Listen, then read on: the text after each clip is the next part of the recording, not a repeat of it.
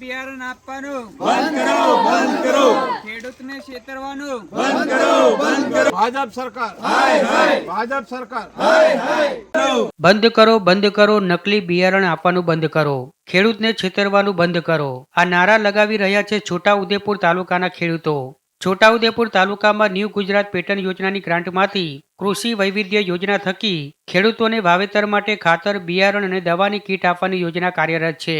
આ યોજના હેઠળ તાલુકાના 1000થી વધુ ખેડૂતોએ ₹500 ભરી મકાઈનું બિયારણ ખરીદ્યું હતું અને વાવણી કરી હતી. પરંતુ કેટલાક ખેડૂતોનું ગુજરાત પેટર્ન યોજના હેઠળ ખરીદેલું મકાઈનું બિયારણ ઉગ્યું જ નહીં.